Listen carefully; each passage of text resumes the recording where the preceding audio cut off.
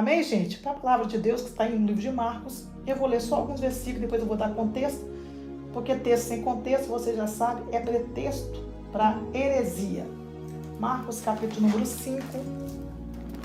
Marcos capítulo número 5, você já pode compartilhar a palavra de Deus.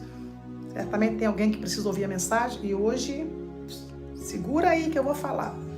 Marcos capítulo número 5, versículo de número 12 a seguir. Marcos 5, versículo 12 a seguir. Diz assim: e todos aqueles demônios lhe rogavam, dizendo: manda-nos para aqueles porcos, para que entremos neles. E Jesus logo lhes permitiu, e saindo daquele espírito imundo, aqueles espíritos imundos entraram nos porcos, e a manada se precipitou por um despenhadeiro no mar. Eram quase 2.000 demônios, e afogou-se no mar. Você vai ter o contexto aí em Marcos capítulo 5, também Mateus capítulo 8, versículo 28, também Lucas capítulo 8, versículo 26 a seguir. Temos aí nos evangelhos sinóticos a mesma mensagem. Você sabe muito bem que antes de Jesus chegar em Gadara, bater com essa pobre alma, endemoniado gadareno, você sabe muito bem, você pode pegar, daqui a pouquinho que eu já vou falar para você aqui, você pode pegar aí o versículo 5 adiante, primeiro versículo, e você começar a mastigar em casa aí, estudar em casa aí, e ver como vivia este pobre homem. Alguém que estava oprimido por Satanás, e não era apenas um demônio, era vários demônios. E eu vou deixar vocês sabendo disso, porque é uma mensagem muito, muito importante. Talvez você não saiba ainda hoje com quem você está lutando. Talvez ainda hoje você não saiba com quem você está pelejando. Mas no capítulo 5 de Marcos, você vai ver Jesus atravessando a margem para o outro lado. Os discípulos, juntamente com ele, tiveram uma grande tempestade para enfrentar pela frente. Jesus acalmou o vento, acalmou a tempestade. E quando chega em Gadara, ele vai encontrar, ou na verdade não foi nem ele que foi encontrar, foi os demônios no corpo desse rapaz. Veja bem que o versículo 2 diz assim: saindo ele do barco, Jesus, saindo do barco, e saiu logo ao encontro dos sepulcros um homem com um espírito imundo. Você sabe muito bem que, possesso como ele estava, em sã consciência, ele não teria ido aonde Jesus estava. Mas, para você que não sabe, as trevas, os demônios são sujeitos a Jesus. Eita! Oh, Jesus! Os espíritos malignos são sujeitos a Jesus. Quando nós falamos isso, nós falamos com muita alegria e com muita convicção que ele já é um derrotado. Quem? Satanás. Ele já é um derrotado. Foi derrotado desde a eternidade, quando Deus o expulsou do céu, por rebeldia, por rebelião, por querer ser igual a Deus. Ele já é derrotado desde aí. Mas quando o pecado entra na terra, Jesus foi enviado por Deus, não havia um justo sequer, para nos livrar do pecado, corpo desta morte, como diz Paulo. Jesus foi enviado e venceu Satanás na cruz do Calvário. Derrotado sempre é derrotado. E o que mais me chama a atenção nesta mensagem é que o diabo sabe que ele é derrotado. O inimigo sabe que ele é derrotado desde a eternidade, mas ele não quer admitir que ele é um derrotado. se ele enganasse a si mesmo. Eita, Jesus, vou falar, pode deixar. É como se ele quisesse enganar a si mesmo. E aí vai enganando as pessoas, mostrando que ele tem algum poder, que ele tem alguma... Só que ele é tão limitado, veja bem, que Jesus atravessa o mar com seus discípulos, entra em Gadara. Esses demônios que estavam no corpo desse rapaz, o rapaz é inocente. O rapaz aqui na Bíblia é apenas uma ferramenta que os demônios usaram. Então essa pobre alma, gadareno aqui, coitado, era possesso. Mas Jesus sabia e sabe quem é que estava por trás, agindo na vida do gadareno. Jesus sabia.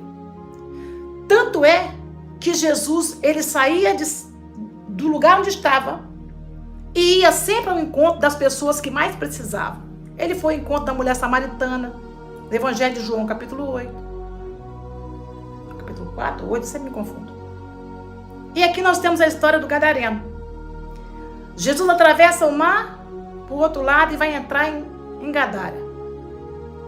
E aí esses espíritos imundos que faziam esse rapaz dormir no sepulcro, fazia esse rapaz, olha bem, versículo 2, saindo ele do barco, quem? Jesus. E saiu logo ao encontro dos sepulcros um homem cujo espírito imundo, com o espírito imundo, o qual tinha a sua morada no sepulcro. E nem ainda com cadeias o podiam prender, porque tendo sido muitas vezes preso com grilhões e cadeias foram feitas por eles em pedaços, e os grilhões em migalhas, e ninguém os podia amansar. E andava sempre de dia e de noite, clamando pelos montes e pelos sepulcros, e ferindo-se com pedras.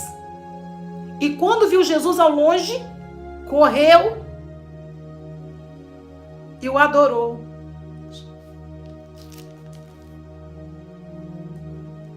Então, para você que anda aí meio com medo dos demônios, de bruxaria, de macumbaria, de espíritos demoníacos, precisa não. Precisa não. A não ser que você viva uma vida de promiscuidade, de pecado. Aí o diabo não respeita. Não. O inimigo não respeita. Mas aqueles que andam com Deus, que têm uma vida com Deus, os demônios são sujeitos. Como diz a primeira epístola da carta de João, capítulo 3, versículo 8, a parte B do versículo. Para isso o Filho de Deus se manifestou, para desfazer as obras do diabo. Jesus sai do barco, entra em Gadara. Os demônios que faziam esse rapaz dormir nos sepulcros, de dia e de noite, acorrentava ele, prendia ele em cadeias, e nada podia amansá-lo. Quando vê Jesus chegando,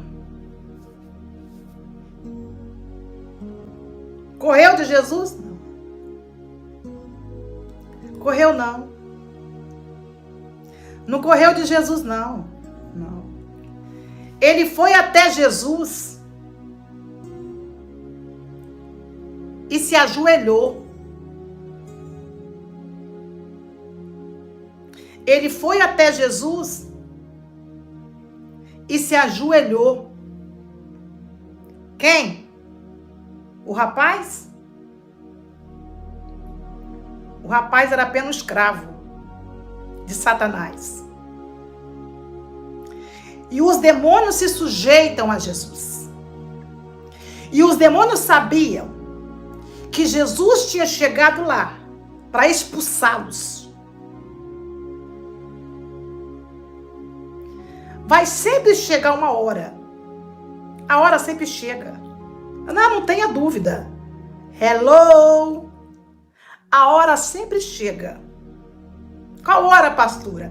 A hora dos espíritos imundos serem expulsos.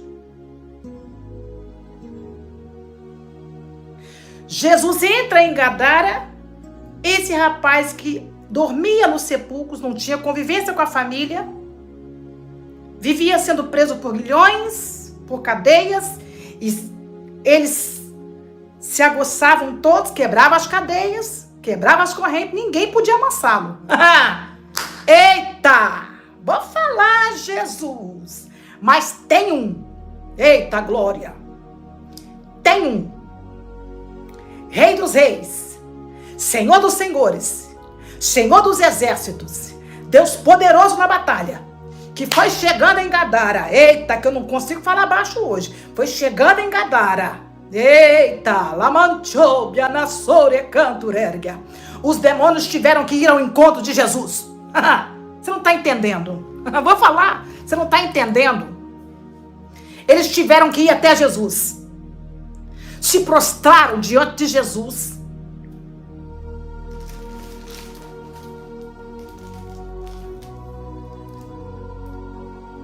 Versículo 7. Depois de ter adorado Jesus. Versículo 6 diz assim: quando viu Jesus ao longe, correu. De Jesus, não. Correu de Jesus, não. Ele foi se prostrar. Porque ele sabia que quem estava chegando em Gadara não eram os discípulos. Quem estava entrando em Gadara era o Todo-Poderoso. Quem estava entrando em Gadara era o Libertador. Quem estava entrando em Gadara, era aquele que podia e pode transformar, libertar, destruí-lo. E quando Jesus entra em Gadara, Satanás corre e se prostra. E o medo dele foi essa aqui. Qual foi o medo dele? Vou falar aqui, pode deixar que eu falo. Versículo 7. E clamando com grande voz disse: que tenho eu contigo, Jesus, Filho do Altíssimo? Quem falou isso? Os demônios. Os demônios. Conjuro-te por Deus que não me atormentes. Você sabe por que o diabo não quer sair? Ele não quer ser atormentado. Ele não quer ser atormentado. Ele quer continuar tacando terror. Ai, meu Deus. Ele quer continuar lançando terror. Tacando terror. Porque ele sempre vai passar a figura de que ele é o terrorista.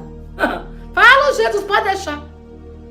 Ele vai estar sempre passando a imagem que ele é o todo até Jesus chegar.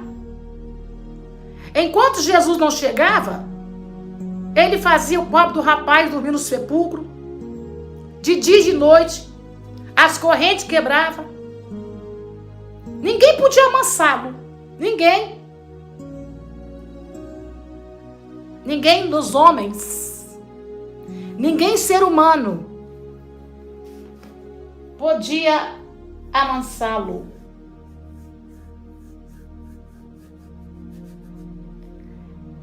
E eles correram à frente. Eu falo eles porque eram vários demônios. Era a legião. Uma legião são o quê? 12 mil demônios? 6 mil demônios? 6 mil demônios? Isso é muito demônio. E o pobre do rapaz era um escravo. Era um escravo. Enquanto Jesus não chega, ele faz a festa. Faz. Escraviza. Acorrenta. Amarra. Segura. Faz a pessoa fazer coisa que não é para fazer. Até Jesus chegar. Quando o poderoso chega, ele vai se dobrar e vai dizer, porque o diabo conhece Jesus. Os demônios conhecem Jesus assim: já viesse me atormentar, filho do Altíssimo. Interessante que os demônios Os demônios conhecem Jesus. E muitas vezes, a criatura, aquele que o Pai fez a imagem e semelhança, quem é você, Jesus? Eu não sei quem é você, Jesus. Quem é Jesus? Quem é Jesus? Mas os demônios diziam, mas já vem me atormentar, filho do Altíssimo.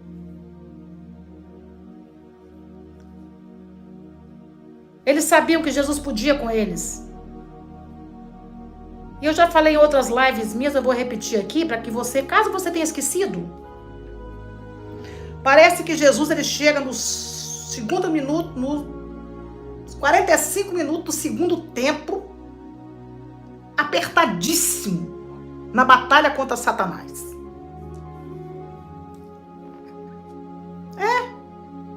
A visão que nós temos é que a impressão que Satanás causa é que Jesus está sempre perdendo e o diabo está sempre ganhando nos últimos minutinhos do segundo tempo. Achas.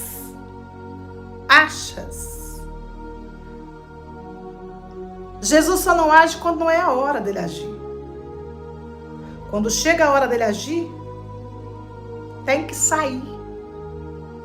Tem que ser expulso. Tem que pegar as malinhas, desocupar a terra. Já vieste me atormentar, foi essa fala dos demônios para Jesus. Versículo de número 8. Porque dizia, sai deste homem espírito imundo. Eles não queriam ser expulsos. Eles sabiam que Jesus estava lá para expulsá-los. Eles sabiam que Jesus estava lá para expulsá-los. E eles não queriam ser expulsos. Porque Satanás não quer ser expulso. O adversário, o inimigo das nossas almas, eles não querem ser expulsos. Porque eles querem continuar fazendo a sua vida uma miséria. Fazer da sua vida, na palavra aqui, desprovido de graça, uma desgraça. Quer fazer da sua vida o pontinho, pontinho, no. Fé, pontinho, pontinho, no. Eles não querem perder. Eles querem continuar ganhando terreno. Na sua vida, na sua casa, na sua família, na sua casa, no seu ministério, no seu trabalho, na sua saúde. Eles querem continuar ganhando terreno. E o que eles puderem fazer para fazer você acreditar que está tudo perdido, que não vale mais a pena, que eles são muitos e que eles botam terror e faziam o rapaz dormir nos sepulcros como que não tinha mais vida. Era alguém que já não podia mais estar na sociedade. Jesus, por acaso, teve o trabalho de sair junto com seus discípulos, acalmar uma tempestade, acalmar o vento, entrar em Gadara e deixar o adversário brincar? Não, ele foi lá para expulsar. Ele foi lá para limpar a vida daquele rapaz. Ele foi lá para botar ordem na vida daquele rapaz, que não tinha mais convívio com a família, que não vivia mais no convívio social, dormia em sepulcros. Nem as cadeias e nem as correntes e os grilhões poderiam segurar aquele rapaz. Os demônios não podiam ser amansados. Só que eu acho interessante em Jesus que enquanto eles queriam amansar os demônios na vida do rapaz, Jesus foi para expulsar. Eita glória! Fala aqui, está aqui na palavra. Está aqui na palavra, versículo 4.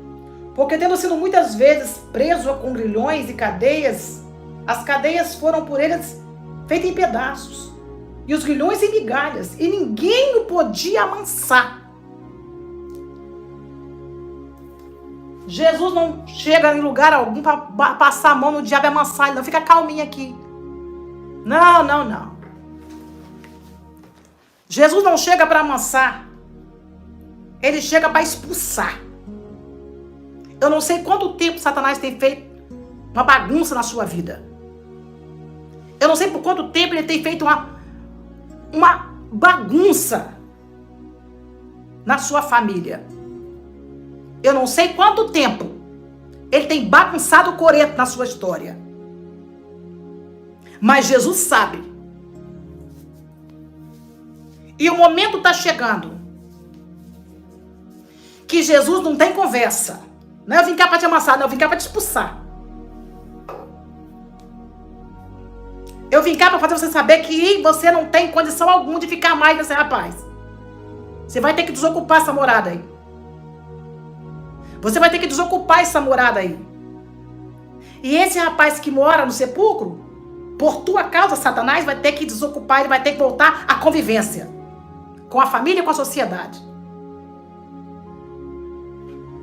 Ele não queria ser expulso. Mas não quer, ué? Claro que não. Se ele encontrar uma casa varrida e adornada, ele entra. Ele entra. E aí, veja. E Jesus perguntou para ele: qual é o teu nome? Versículo 9. E respondeu-lhes, dizendo: Legião é o meu nome, porque somos muito. Ai, Satanás. Aqui, ó. Muitos. E rogava-lhe muito que os não enviasse para fora daquela província. Não, eles não querem. Não. Não quer, não. Não quero ser expulso daqui, não. Ah, não, deixa eu não ficar aqui, Jesus. Já comecei a sentir calor. Deixa nós ficar aqui, Jesus. Não nos manda para fora dessa província. Não.